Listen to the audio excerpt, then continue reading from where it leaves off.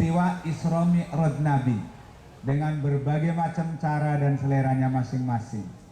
Tapi hakikat yang sebenarnya kitalah yang diperingatkan oleh peristiwa Isra Mi'raj Nabi Muhammad. Oleh karena itu, kalau hari ini Yayasan Informatika mengadakan peringatan peristiwa Isra Mi'raj Nabi besar Muhammad SAW, bukan tujuan semata-mata, tapi hendaklah dijadikan sebagai alat dan sarana untuk mencapai tujuan. Tujuan yang hendak kita capai sesuai dengan tema-tema yang ada. Banyak sekali peristiwa Isra Mi'raj itu yang diambil hikmah menjadi pendidikan dalam perjalanan hidup kita. Paling tidak ada 6 hal. Pertama, pendidikan politik. Yang kedua, pendidikan akidah. Yang ketiga, pendidikan disiplin. Yang keempat, pendidikan ibadah. Yang kelima, pendidikan silaturahim. Yang keenam, pendidikan evaluasi kerja. Jadi 6 macam ini saja yang kita kutip tentang pentingnya peringatan Isra Mi'raj. Tapi tiada lain, paling pokok adalah li'ila'i kalimatillah dan lil mahabbah, karena cinta kepada Allah dan cinta kepada Rasulullah. Ini ahli surga. Saya lihat kalau adik-adik semua termasuk ibu-ibunya ini wajahnya wajah surga ini, karena kelihatannya wajahnya CSR, cerah, senyum, ramah. CSR ya. Ya, bajunya, seragamnya masih bagus-bagus.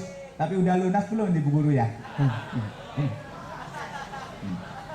Saya sering artikan senyum itu hurufnya ada 5. Huruf pertama S. S itu artinya senang, menyenangkan. Orang senyum itu menyenangkan orang dibandingkan dengan orang cemberut. E-nya enjoy. Jadi orang senyum itu nggak tegang kelihatannya. Enjoy aja lah. E-nya enjoy. N-nya nikmat. Orang senyum itu nikmat. Saya belum pernah ngelihat orang senyum sedih, nangis, nggak ada. Ya, dia. Y-nya yakin, meyakinnya. U-nya umpan balik. Kalau ada orang cemberut disenyumi, ikut senyum, itu sodako. Jadi adik-adik kalau mau sodako uang nggak punya, ketemu sama wali kelas itu nyengir aja gitu ya. Nanti dia, ngapain kamu nyengir aja? Sodako gitu. Ya. Pengumuman adik-adik mulai besok ketemu Pak Ketua Yayasan, nyengir aja saja kamu. Paling juga tanya, kamu udah lama mulainya gitu. Umpan balik. M-nya manis. Orang tukang senyum itu kelihatannya wajahnya manis, walaupun giginya ompong. Manis tapi. Lalu yang kedua, semata-mata karena cinta kepada Nabi. Cinta itu pengorbanan. Mudah-mudahan kita karena cinta kepada Nabi Muhammad nanti di alam mahsyar bisa ketemu dengan Nabi Muhammad. Amin. Melihat wajahnya Nabi Muhammad, mencium tangannya Nabi Muhammad, diaku oleh Nabi Muhammad sebagai umatnya, dan diajak ke surga mendapat syafaat Rasul pada hari kiamat nanti. Amin. Karena janji Rasulullah, wa man ahabbani kana ma'i fil jannah, siapa yang cinta kepadaku bersama aku nanti masuk surga, insya Allah. Tapi cinta itu pengorbanan deh. Karena cinta apapun dikorbankan.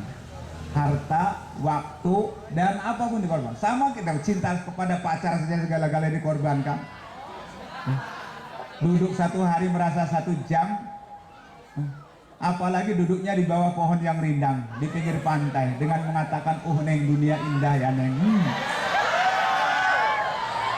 Bulan, bintang, karang, ombak menyaksikan duduk kita berdua. Seolah-olah dunia ini milik kita berdua. Orang lain dianggap ngontrak, bayang. Apalagi dengan ditambah rayuan gembol. Neng, banyaknya bintang berjuta-juta di langit, hanya satu yang bercahaya. Banyaknya wanita cantik berjuta-juta di dunia, hanya satu yang lebih cantik, neng. Dikau. Nah itu perempuan kalau sudah diomong itu kumpet pantatnya itu. Kalau udah dirayu-rayu, Bahkan sampai sempat jawab, oh iya AA, cintaku sedalam lautan Atlantik. Apalah artinya hidup tanpa engkau di sisiku. Buset. Akhirnya begitu pulang ke rumah, konsentrasinya lain. Bukan semangat ke pendidikan, tapi semangat pacaran, ujung-ujungnya sudah parabola. Parawan bobol di heula.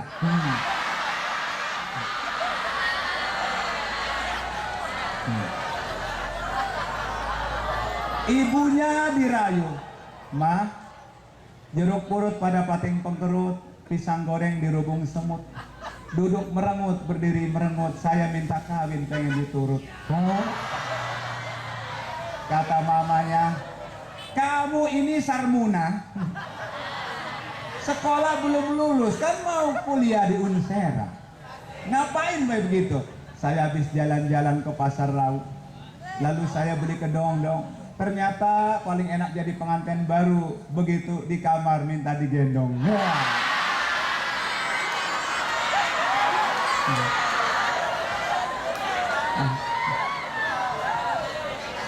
Kata mamanya, sudah, urusan nikah mah nanti jodoh mama yang mencarikan, kamu terusin aja sekolah.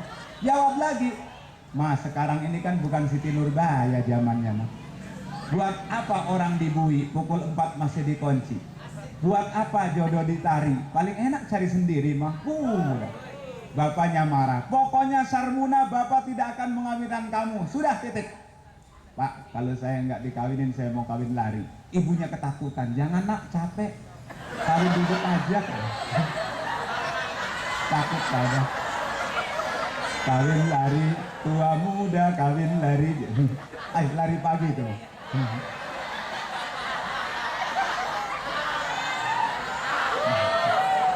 Adik-adik, cinta itu nikmat membawa sengsara.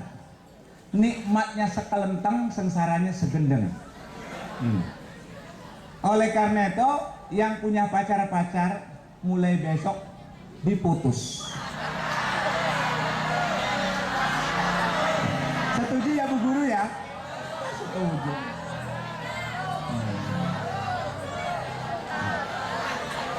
Nikmat membawa sengsara, nikmatnya sekelenteng, sengsaranya segendeng.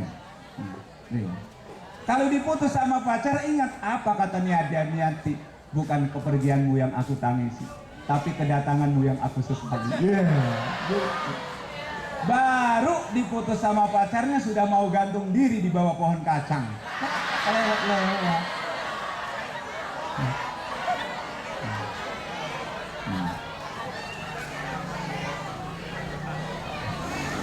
Pacaran yang paling nikmat itu setelah nikah. Sebelum nikah punya pacar pusing, nggak ketemu rindu teringat senyumannya. Kalau ketemu benci kalau sudah menyakiti hati. Kapan senangnya orang punya pacar sebelum nikah? Mau makan ingat kamu, mau tidur ingat kamu, mau ingat kamu. Udahlah, jangan pacaran, putus saja. Banyak mengganggu. Tidak sedikit orang yang tergelempang karena pacaran. Nanti saya teruskan berikutnya nanti. Nyambung ke pacaran. Ada 6 yang diambil pendidikan oleh kita. Pertama, pendidikan politik. Kalau di dalam sejarah bahwa Nabi Muhammad dari Hijr Ismail, karena Isra Mi'raj itu adalah merupakan solusi yang terbaik bagi Nabi Muhammad dalam menghadapi berbagai krisis multidimensi, krisis sosial, ekonomi, budaya, hukum, krisis akidah, krisis kepemimpinan. Yang kedua, karena Nabi Muhammad sedang menghadapi Amul Huzn, tahun duka cita, karena ditinggal wafat oleh istrinya Khadijah yang tercinta, yang dukungannya terhadap Nabi Muhammad sampai segala macam api korbankan. Dikalau Rasulullah dikejar-kejar, nyompok di Gua Hiro. Di Gua Hiro itu kalau naik itu 7 jam di atas gunung. Siti Khadijah ngirim cuman mau ngasih makan saja pada saat Rasulullah berkhalwat di Gua Hiro. Luar biasa. Sampai menjelang wafatnya kata Nabi, oh Khadijah istriku tercinta, sungguh besar dukungan dan jasa-jasamu kepadaku untuk perjuangan Islam. Hartamu habis, mohon maaf saya tidak bisa membalas kebaikan. Mau menjelang matinya, Khadijah jawab, wahai baginda Rasulullah, jangankan itu harta yang bersifat musnah, bila perlu badan saya dijadikan jembatan demi suami, aku rela. Insya Allah, insya Allah Khadijah itu penerusnya di sini adanya nanti. Belum lama ingatan sedihnya tuh, 3 hari ditinggal wafat lagi oleh paman yang mengasuh, namanya Abu Thalib. Abu Thalib itu jasanya sejak kecil sampai Rasulullah diutus menjadi Rasul, luar biasa jasa-jasanya. Menjelang wafatnya Rasulullah menangis karena Abu Thalib tidak mau mengucapkan kalimat 2 syahadat. Susah, padahal hatinya percaya. Sampai turun ayat innaka la tahdi man ahbabta walakinallaha yahdi man yasha. Sesungguhnya kamu Muhammad tidak akan mampu menunjukkan orang yang kau cintai, tetapi Allah yang mampu menunjukkan orang-orang yang kau kehendaki. Ini buat contoh kepada kita bahwa kita taubat, orang yang mendapat hidayah itu karena enak menerima enggak, tapi merupakan proses perjuangan, kesungguhan kita. Barusan Allah menurunkan hidayah kepada siapa yang dikehendaki. Orang yang kreativitas, yang mantap belajarnya sungguh-sungguh, barusan hidayah Allah akan turun kepada kita. Setelah itu Rasulullah dibekot total oleh Abu Jahal. Karena memang sejak dulu berusaha Abu Jahal itu ingin membunuh Nabi Muhammad, tidak berhasil. Pamannya mati, istri mati kesempatan. Akhirnya mengadakan pengumuman.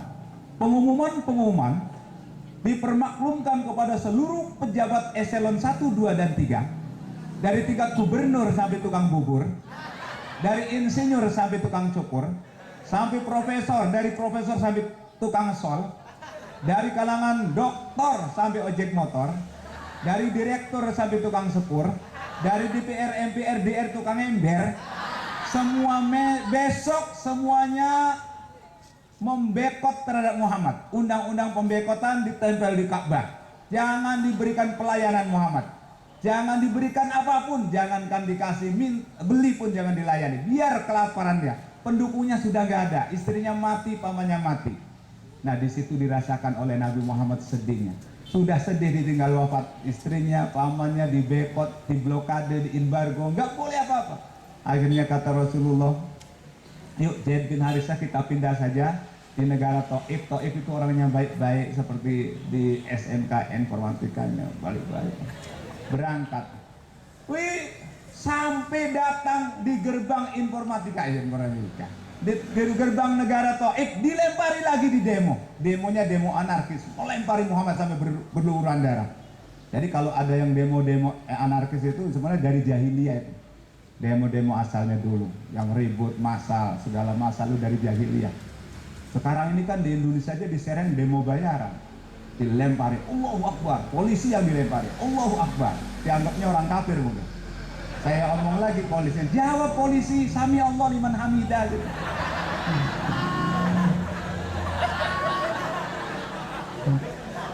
Untunglah belum dengar mahasiswa Unserama yang demo itu nggak ada, insya Allah, karena moralitasnya bagus, insya Allah. Sampai berlumuran darah Nabi Muhammad dihalangi oleh Zaid bin Harithah, berlumuran darah lagi. Akhirnya kan Nabi Muhammad gak jadi masuk ke negara Taif, duduk melamun. Dia merenung, ya Allah, paman mati, istri mati, di Mekah dibekot, lalu di Taif dilempari, saya harus kemana perjuangan mati. Turunlah malaikat Jibril. Assalamualaikum. Waalaikumsalam. Man anta? Siapa Tuhan? Anak Jibril, ya Muhammad. Anallaha ba'asani, Allah mengutus saya untuk menyampaikan amanat kepadamu Muhammad, bahwa Allah berkenan menerima permintaan apa saja kamu untuk membalas masyarakat Taif. Apa perlu di bumi hanguskan, dijungkir balikan, dihujani batu, apa dibunuh secara massal, ngomong saja kamu Muhammad, Allah siap turunkan adab sekarang juga. Tawaran itu empuk amat ya. Tapi Nabi Muhammad jawab, jangan Tuhan, Allahumma hdi qaumi fa innahum la ya'lamun. Tunjukkanlah hamba-hambaku itu karena mereka itu orang-orang yang belum tahu. Kalau saya dari Al-Mubarak ceramah di sini dilempari, datang Jibril, Mahmudi minta balasan apa kamu? Langsung jawab, tolong Tuhan lah dipelintir aja kepalanya satu-satu. Terutama kepala sekolah dulu bosnya.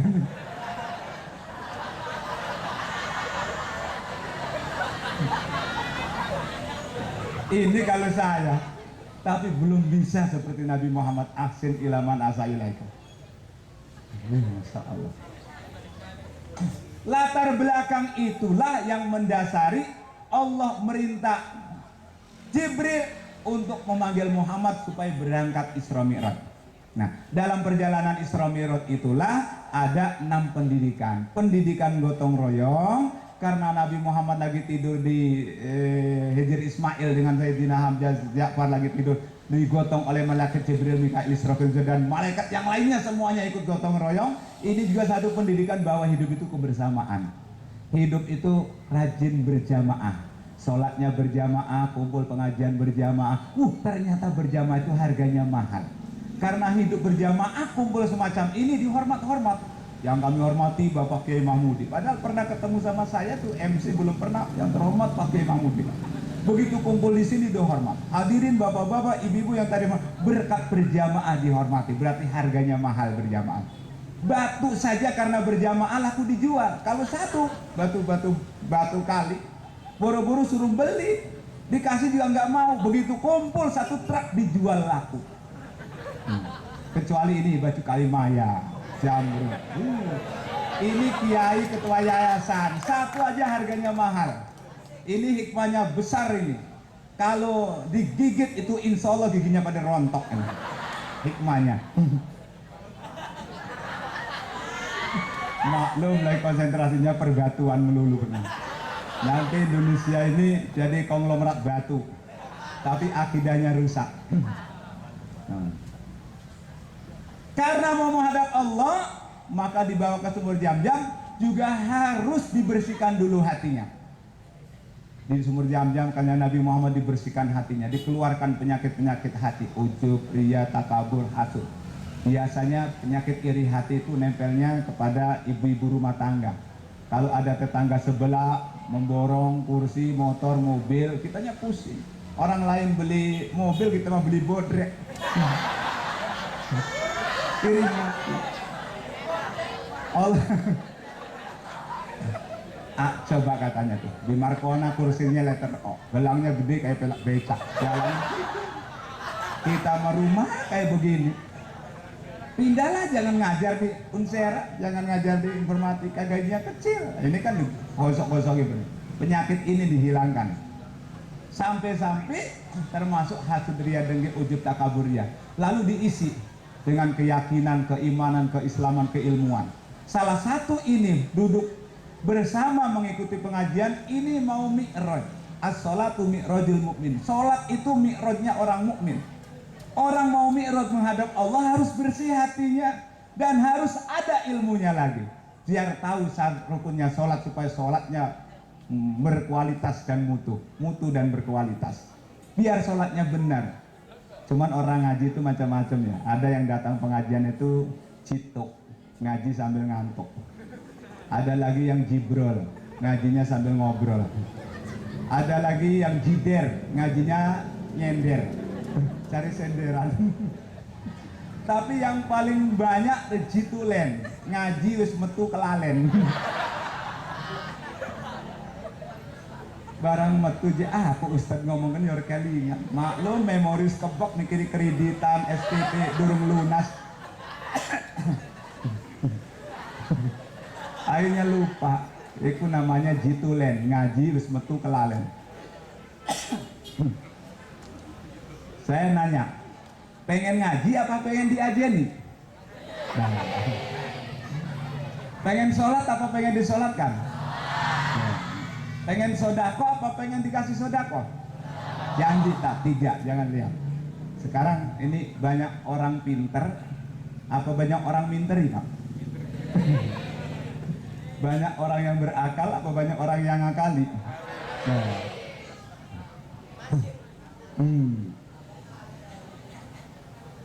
Lalu ketiga, pendidikan disiplin.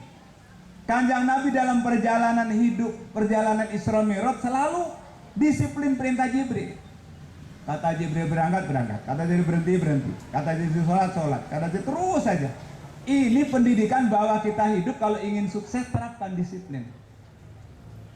Disiplin itu melalui memanfaatkan waktu-waktu yang ada. Allah bersumpah tuh dengan waktu-waktu. Wal asri demi waktu asar, wal laili demi waktu malam, was subuh demi waktu subuh, wal fajri demi waktu fajar, wan nahar demi. Maksudnya waktu-waktu siang, malam, subuh itu kita gunakan dengan sebaik-baiknya. Al waktu kasayf ilam taktuha qata'aka, kata Ali bin Abi Thalib. Waktu itu tajam ibarat pedang. Kalau kita tidak bisa menggunakan pedang ini, kita akan terhunus karena pedang. Nanti akan menjadi orang rugi karena waktu yang tertinggal. Karena itu gunakan waktu sebaik mungkin. Disiplin misalnya. Yang keempat, pendidikan ibadah. Kanjeng Nabi setiap berhenti di perjalanan itu selalu sholat, tidak ditinggal. Ada 5 tempat. 5 tempat. Pertama berhenti di Thayyibah, yang sekarang Madinah, sholat 2 rakaat.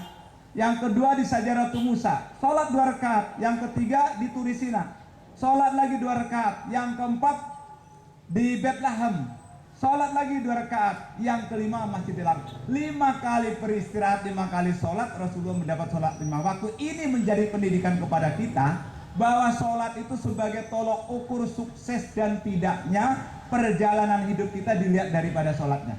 Karena Rasulullah bersabda, awwalu ma yuhasabu bil adu min sa'iril akmal as-sholat. Pertama kali yang diminta pertanggungjawaban dari segala amal perbuatan manusia itu sholatnya. Insoluhat solihat sairul amal. Kalau sholatnya benar baik, insya Allah semuanya menjadi baik. Karena itu temanya tepat. Bahwa sholat apa ini? Sholat duha berjamaah lomba kali sholat membentuk generasi muda yang bermutu.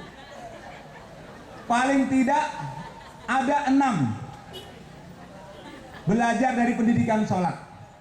Yang pertama, sholat itu menciptakan, mendorong manusia bersih. Ternyata orang mau sholat itu kan bersih pakaian, bersih hatinya, bersih tempatnya. Yang kedua, sholat itu mendidik manusia disiplin. Orang kalau lagi sholat itu nggak ada yang lirik ke belakang ke atas. Allahu Akbar. Disiplin sesuai dengan aturan sholat. Matanya menghadap ke tempat sujud. Kalau jadi makmum ikuti imam. Imam ruku, makmum ruku, imam sujud, makmum sujud. Imam kentut jangan ikut kentut. Diingetin subhanallah. Karena imamnya blow on, makmumnya goblok, diingatnya salah, tidulit kentutnya. Imamnya blow on cuman dikit. Karena batalnya sholat ada 10, baru 1, tinggal 9, terusin aja. Jadi disiplin itu ada juga di sana. Sholat juga membentuk manusia karakter. Dia jujur. Ada nggak siswa informatika yang pernah korupsi sholat? Nyolong sholat. Sholat asar 4 rakaat di rumah sendirian, nggak tahu, nggak tahu siapa. Colong aja 2 rakaat. Nggak ada. Sebelum-belum orang nggak ada yang nyolong sholat rakaat sholat. Berarti sholat itu membentuk manusia jujur. Sholat itu melahirkan hidup qanaah, menerima apa adanya pemberian Allah. Sholat juga adalah melahirkan manusia ketenangan batin. Orang banyak sholat, hatinya tenang. Lalu sholat juga adalah curhat memohon kepada Allah. Di dalam tumaknina saja ada berapa doa di situ. Rabbi firli warhamni wajburni warfa'ni warzuqni wahdini wa'afini wa'afuni. 8. Minta rezeki, minta ampun, minta maaf, minta diperhatikan, sampai minta naik pangkat. Semua ada di situ ya Allah. Lalu sholat juga adalah bisa mencegah perbuatan keji dan mungkar. Karena itu jadikan sholat itu sebagai kebutuhan. Jangan sampai kita sholat rasa terpaksa. Kalau sholat sudah dijadikan kebutuhan, gak akan meninggalkan sholat. Bahkan ditambah sholat qobliyah dan ba'diyah, ditambah sholat duha. Sholat duha itu luar biasa itu pahalanya. Bisa menggoncangkan aras, bisa membuka pintu rezeki, bisa hidup berkah, hati bisa tenang. Kalau belajar rasanya konsentrasinya mantap karena sholat duha. Jangan sampai kita sekali sholat seminggu nggak sholat. Niatnya pinter, usolli fardhul maghribi, Selasa, Rabu, Kamis, Jumat, Sabtu, Minggu.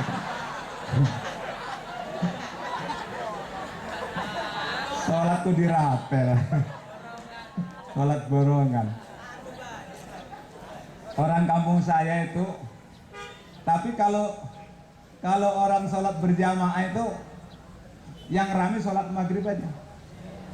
Nabi Muhammad Isra Mi'raj dari masjid ke masjid. Sekarang ini banyak orang yang mampu membangun masjid tapi tidak mampu membangun sholat berjamaah di masjid.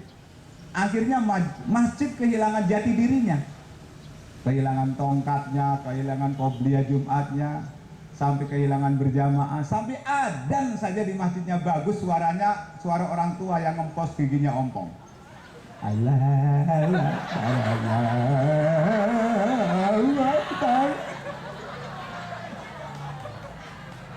Adanya subuh lagi, pada mangap kabeh yang dengerin.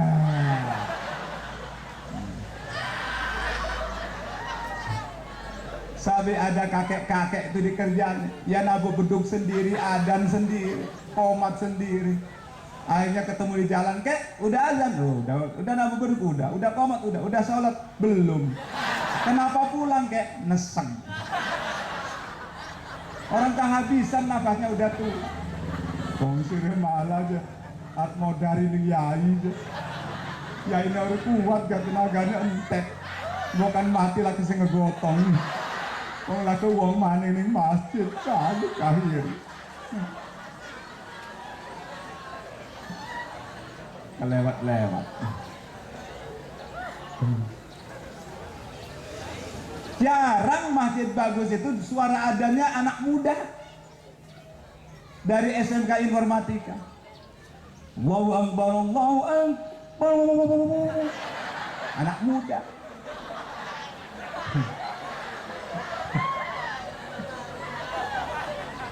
Saya pernah masuk sholat di masjid pinggir jalan, masjidnya bagus, adanya enak ngegelik suara muda.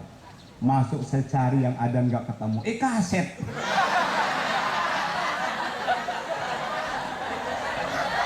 Ada yang enak, kaset. Saya cari, waduh, saya mikir ini kaset bakal masuk surga kaset.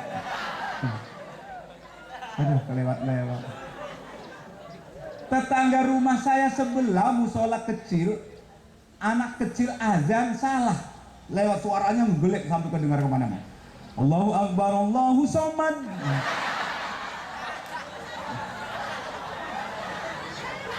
Asyhadu an la ilaha illallah akbar. Aduh, bingung orang yang ngedengerin. Ada aja salah kayak gitu.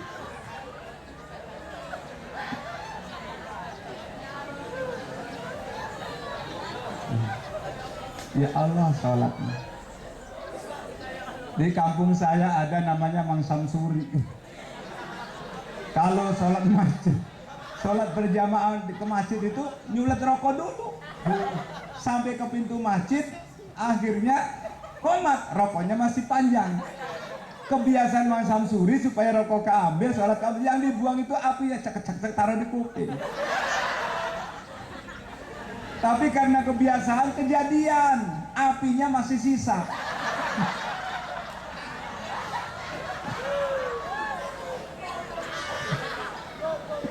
Dapat serekat, dilihatin dari belakang, wala Mang Samsuri kupingnya ngebul.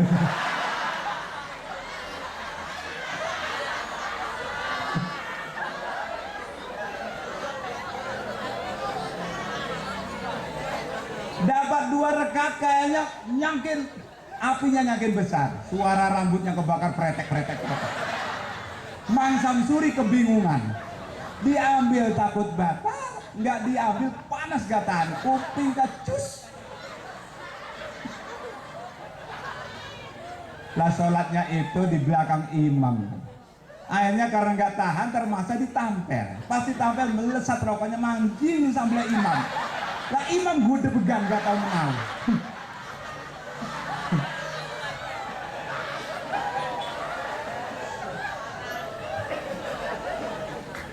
Sampai imam bacaannya kalang kabut.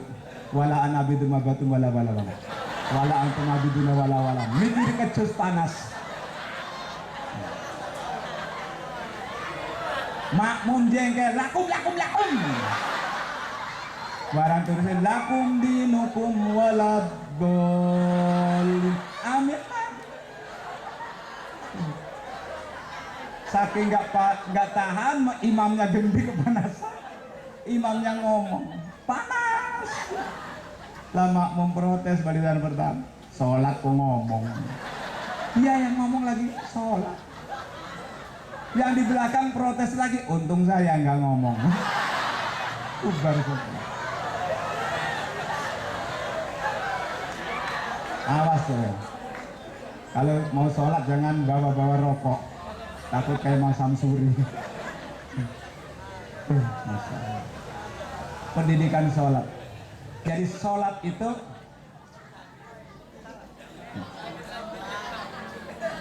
membentuk generasi yang bermutu. Luar biasa. Kalau sholatnya sudah benar, sudah baik, insya Allah kehidupan kita bermutu. Jangan khawatir. Lalu yang kelima, pendidikan silaturahim. Kanjeng Nabi Muhammad dari Masjidil Aqsa diajak silaturahim ke langit. Diajak oleh malaikat Jibril. Jadi perjalanan malaikat Jibril itu seperti kilat. Kalau menghadap Allah, bolak-balik menghadap hadrat ilahi Rabbi, sekali jalan itu malaikat Jibril memerlukan waktu 50 tahun. Karena perjalanannya itu secepat kilat.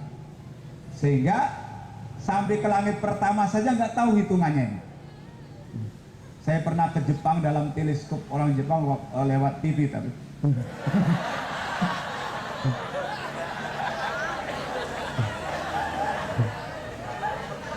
Itu kalau manusia ingin ke Jepang, ingin ke langit pertama nerobos, memerlukan waktu 1200 tahun, itu belum tentu sampai ke sana karena ukuran kecepatannya luar biasa. Tapi Kanjeng Nabi Muhammad diajak silaturahim sampai 7 langit. Langit pertama dipertemukan dengan Nabi Adam, di langit kedua dengan Nabi Isa, di langit ketiga dengan Nabi Yusuf, di langit keempat dengan Nabi Idris, di langit kelima dengan Nabi Harun, di langit keenam dengan Nabi Ibrahim, di langit keenam Nabi Musa, di langit yang keenam dipertemukan dengan Nabi Harun. Itu Nabi Muhammad setiap ketemu dengan para senior-seniornya, selalu Nabi Muhammad itu uluk salam pertama dan minta saran nasihat. Mereka memberikan saran solusi terhadap Nabi Muhammad, nabi-nabi itu semuanya. Dari langit ini pendidikan silaturahim ini jangan dilewatkan oleh kita santri, anak-anak siswa. Kalau hidupnya ingin tenang, jangan jauh dengan guru. Waktunya silaturahim ketemu dimana terus, jangan mau ulangan yang datangi wali kelas, mending datangnya tuh bawa oleh-oleh, nagih ini doang. Tapi silaturahim jangan minta apa-apa, nanti juga ada nilai silaturahimnya di situ. Ini seperti Nabi Muhammad silaturahim dengan para seniornya. Dari langit ketujuh diajak lagi ke satu tingkat lagi, namanya Baitul Ma'mur. Baitul Ma'mur itu tempat para tawafnya para malaikat, para syuhada saleh. Naik setingkat lagi namanya Sidratil Muntaha. Sidratil Muntaha itu ada pohonan yang indah, belum pernah ada di dunia. Akarnya di surga katanya. Satu tingkat lagi di Mustawan, puncak. Pas di Mustawan itu naik terus ke sana, ada yang menjemput malaikat khusus. Security-nya kayaknya luar biasa ininya. Strength kayak security informatika. Masuk itu mobil nggak boleh. Ini saja diperiksa dulu KTP-nya segala macam. Jadi Jibril nggak boleh dijemput, langsung menghadap hadrat ilahi Rabbi dengan mengucapkan at-tahiyatul mubarakatuh salawatu thayyibatulillah. Allah jawab, assalamu alayka ayuhan nabi warahmatullahi wabarakatuh. Lalu kanjeng Nabi jawab balik, assalamu alayna wa ala ibadillahi sholihin. Lalu Rasulullah itu dilantik oleh Allah, diberikan titel gelar, namanya gelar Al-Amin. Belum pernah ada sejarah Al-Amin di Indonesia, di dunia ini, selain Nabi Muhammad yang memberikan gelar, artinya orang yang dipercaya. Dan diberikan tugas 8 macam. Pertama, Islam sebagai agama penyempurna dari seluruh agama yang lain. Yang kedua yaitu jihad, berjuang untuk kebenaran. Yang ketiga hijrah, yaitu merubah yang tidak baik menuju yang lebih bagus. Yang keempat yaitu sedekah. Yang kelima puasa sedekah. Yang keenam amar ma'ruf. Yang ketujuh nahi mungkar. Yang kedelapan sholat 50 waktu, yang akhirnya direkomendasi oleh Nabi Musa menjadi 5 waktu. Pulang ke dari langit keenam. Turun pagi-pagi Nabi Muhammad sudah ada di Masjidil Haram. Barusan pendidikan evaluasi, uji coba. Di Masjidil Haram, kanjeng Nabi Muhammad duduk melamun. Saya hasil Isra Mi'raj akan mengadakan seminar dengan masyarakat Quraisy. Sementara masyarakat Quraisy lagi ngebekot ke saya. Akhirnya ada kayaknya kaum masjid, mat lagi apa sering ngelamun baik tuan. Pogo arep ngadagakan seminar dia uang lah, tolong celukannya aturan. Siapa yang mau diaturi ke masjid mat? Itu Abu Jahal, Abu Lahab, Abu Uzza, Abu Sufyan, abu-abu yang lain lah termasuk Abu Gosok. Akhirnya dikumpulkan di masjid. Rasulullah pidato, hai abu-abu, termasuk Abu Gosok. Saya tadi malam habis diberangkatkan Isra Mi'raj, ketemu ini, segala macam diceritakan. Ada yang nanyakan Abu Jahal. Kata Abu Jahal, wih hebat amat mat, berapa tahun? Enggak semalam-malam macan. Mimpi apa ngelindur kan umat? Saya pernah ke Palestina itu 40 hari 40 malam. Kok kamu enggak semalam-malam macan? Ada lagi yang nanya, Mat, kalau benar kamu sudah pernah ke Masjidil Aqsa itu menghadap kemana? Pintunya ada berapa? Jendelanya ada berapa? Tiangnya ada berapa? Lantainya model apa? Atapnya model apa? Semuanya dijawab oleh Nabi Muhammad, kejawab semua. Nih kebetulan tebak-tebakan kamu itu. Sudah jawabnya sebenarnya dianggap tebak-tebakan. Lalu kamu naik ke langit? Iya. Hebat. Coba minta bukti, angkat kaki kanan kamu sebelah, angkat tuh. Yang sebelah. Keduanya diangkat mat. Wila tiba gak pitak serenal.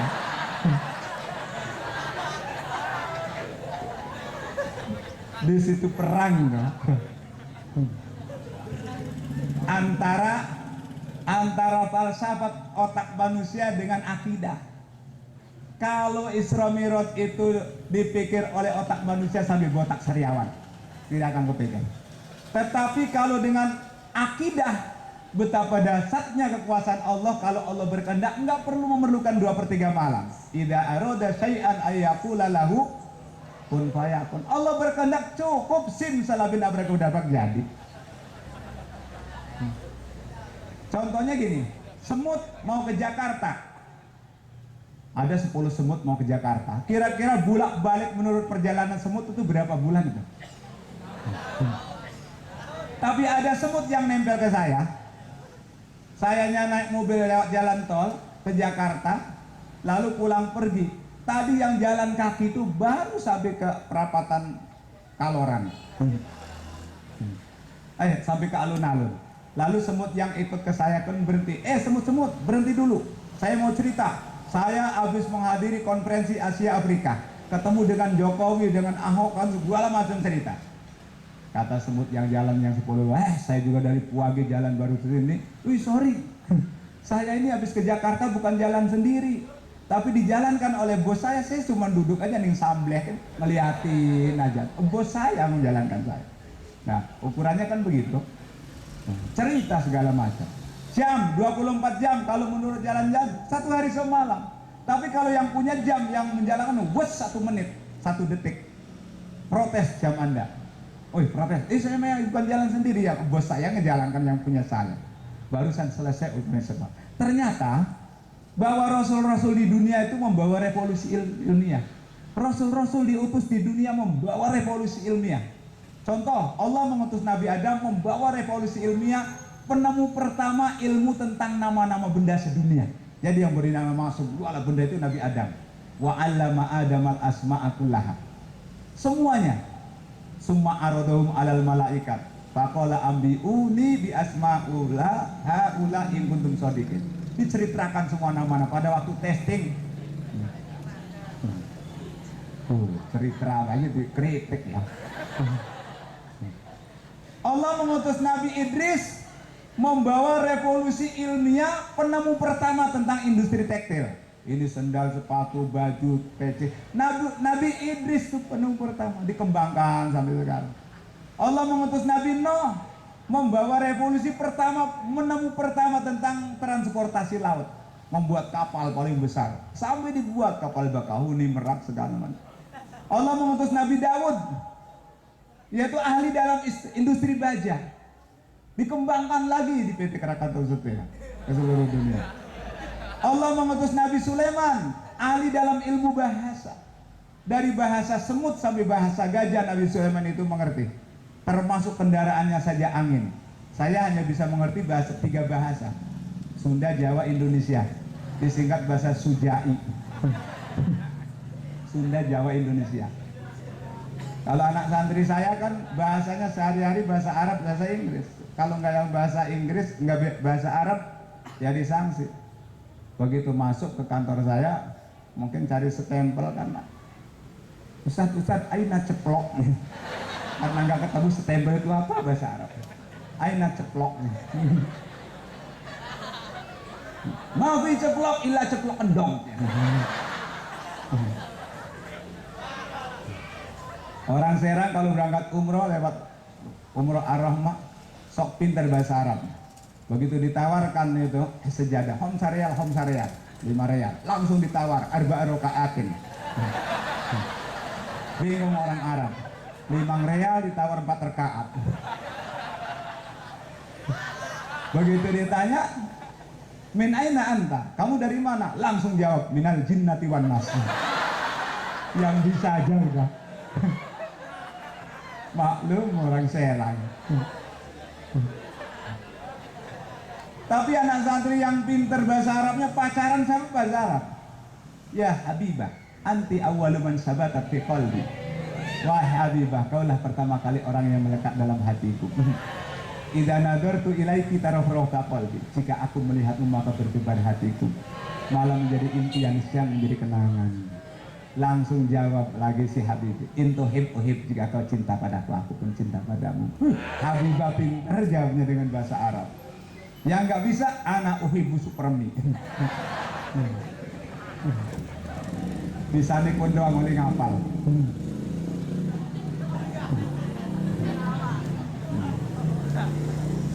Allah mengutus Nabi Ibrahim ahli dalam ilmu damkar, pemadam kebakaran. Dikembangkan, mau diobong orang mempan dia. Nabi Ibrahim malah karo Raja Namrud. Allah mengutus Nabi Musa ahli dalam ilmu Kamnas, ilmu halak pertahanan keamanan nasional. Allah mengutus Nabi Isa ahli dalam industri ilmu kedokteran, bisa mengobati segala penyakit apapun.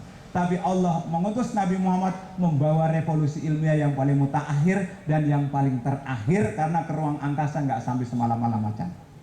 Jadi kecanggihan sekarang handphone yang 1 detik sampai ke Amerika, sampai ke Arab, kalah dengan canggihnya Nabi Muhammad. Sebenarnya itu konteksnya sudah ada di dalam konteks Islam, kecanggihan-kecanggihan teknologi saat ini.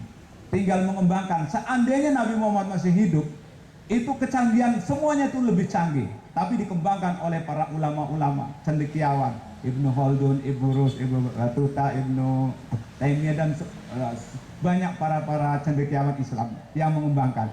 Ini sebenarnya kalau kita umat Islam semakin memahami tentang peristiwa Isra Mi'raj, semakin mantap iman. Kesimpulan, peristiwa Isra Mi'raj ada yang diambil manfaat oleh kita semuanya. Pertama adalah keimanan dan ketakwaan yang paling mantap. Kita ingin menciptakan manusia yang bermutu. Manusia yang bermutu termasuk 3, manusia yang berkualitas dan siap pakai. Modal utamanya adalah beriman, lalu berilmu, yang ketiga beramal, yang keempat berakhlakul karimah, bermoral, tadi sampaikan oleh Pak Ketua Yayasan.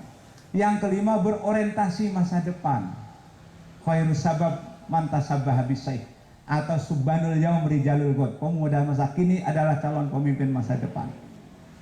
Sebaik-baik pemuda berperilaku seperti orang tua, khairus sabab mantasabah. Kenapa? Kalau kita mau beramal baik, mau berperilaku baik, tidak menunggu tua. Kalau tua kan nggak sempat, mikirin batuk, mikirin ngantuk, mikirin kentut, otot pating keriput, kulit pada perketut, mata lamur, gigi pada hancur, makan susah diatur. Paling enak makan bubur, tapi mawur-mawur, nyembur-nyembur dekat ke alam bubur. Beriman, berakhlakul karimah. Sekarang ini semakin dunia maju, tepat, tapi hampir moral bobroknya ini, degradasi moralnya tidak terkendali. Semakin bebas mengungkapkan pendapat, semakin komplit yang bisa diselesaikan. Karena apa? Keimanan ketakwaannya yang kurang, ilmunya yang kurang. Akhirnya timbul negatif. Sampai-sampai kejahatan narkoba di kabupaten di kota Serang, termasuk provinsi Banten, yang program pemerintah BNN itu tahun 2015 bebas narkoba, tapi semakin menjadi-jadi. Tahun kemarin korban narkoba di Banten ini 160.000, sekarang malah naik 200.000. Yang bisa direhabilitasi cuma 20.000, berarti sulit. Yang nggak bisa dibina ya harus dibinasakan lah. Nggak mau bangsa Indonesia dipimpin orang-orang teler yang narkoba masa depan. Karena akibat narkoba itu penyakit B5, bodoh, bolos, boros, bohong, bengong. Harus curiga Bu Guru kalau ada orang yang tukang, yang bodoh, santri ini siswa, tukang bolos, boros jajannya, banyak bohongnya, banyak bengongnya. Itu berarti kena narkoba. Narkoba itu negara akan rusak kalau orang buta agama, disingkat narkoba. Paling cepat narkoba ku narik kolor bapak. Iya. Kenakalan remaja, saya baca di Republika, dari 1.000 koresponden ABG, anak baru gede, perawan-perawan, itu 80% sudah tidak murni di Indonesia nih. Parabola, perawan bobol diheula. 80% anak gadis tingkat SLTP, SLTA, perguruan tinggi, mahasiswa, itu 80% rata-rata sudah punya pacar, sudah pacaran. 70% sudah berani ciuman, 60% sudah berani pelukan. Ini di hasil ini koresponden Republika. 50% sudah berani mesum di luar pernikahan. Sayur rebung sambalnya terasi. Banyak pemudi bung cita-cita ingin menjadi ibu Kartini, tetapi maklum bung zaman sekarang ini, cita-cita belum tercapai, perut sudah keburu kembung. 40% banyak wanita hamil di luar pernikahan. Namanya es cendol gula kelapa. Perutnya jendol nggak punya bapak. Bandung lautan api, perutnya menendong, aure duwe laki. Sempuh kebon jahe, betenge cempluk, anak bocai.